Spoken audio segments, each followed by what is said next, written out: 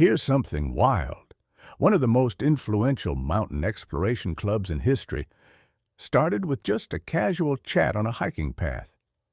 And for 60 years before that moment, people kept saying, someone should really start this thing. That's fascinating. You're talking about the Himalayan Club, right? The way it finally came together in 1927 is such an interesting story. Exactly. And you know what's really remarkable? Before they even got started, they had to navigate this incredibly complex web of colonial politics. I mean, they managed to get support from everyone from the Viceroy of India to local hunting enthusiasts. Hmm, that must have been quite the diplomatic challenge. How did they manage to bring such different groups together? Well, they were incredibly strategic about it. Instead of positioning it as just a mountaineering club, they created this broader vision that included science, art, literature, and sport.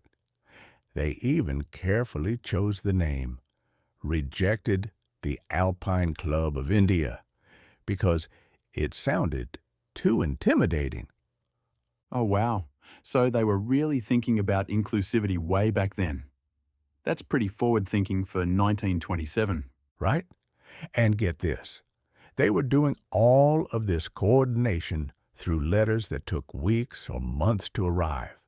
No email, no phones, just pure determination and really good planning.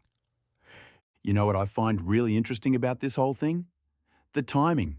Like, why did it finally happen in 1927 when people had been talking about it since 1866? That's such a good question. From what I understand, it was partly about having the right people in the right places. The Survey of India officers like Major Kenneth Mason were crucial. They understood both the scientific importance and the practical challenges of exploring the Himalayas. And they were mapping everything by hand back then, weren't they? No satellite imagery, no GPS. Exactly. These were people literally drawing maps while climbing some of the world's highest mountains with what we'd consider really primitive equipment today. And here's something wild. They actually ran into a potential crisis right at the start. Oh, what happened? Well, just as they were getting everything organized, they discovered another group, the Mountain Club of India, had formed in Calcutta just months earlier. But instead of becoming rivals, they managed to merge the two organizations within a year. That's pretty impressive, considering how territorial people can be about their organizations. And you know what's even more impressive?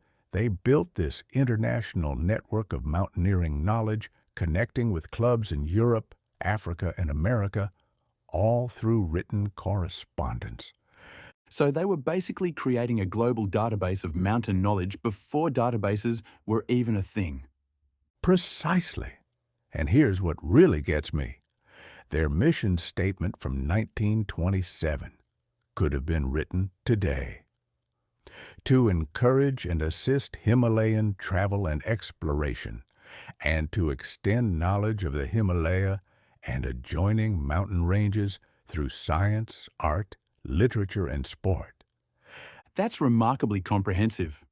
They weren't just thinking about climbing, they were thinking about understanding the mountains in every possible way.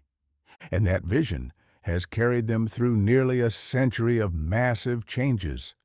The end of colonial rule, 2 world wars, countless political shifts. The club is still active today, still publishing journals, still helping people explore these magnificent mountains. It really shows how powerful a well thought out foundation can be, doesn't it? Absolutely right. And you know what I think is the biggest lesson here? Sometimes the most important thing isn't having a great idea. It's having the courage to take that first step to make it happen. Even if that step is just a conversation on a path one afternoon. Well, in this case, that one conversation led to quite the journey. And it's still going strong. Just think. Somewhere right now, someone is probably using the Himalayan Club's resources to plan their next mountain adventure, continuing a legacy that started with a simple chat on a path in Shimla.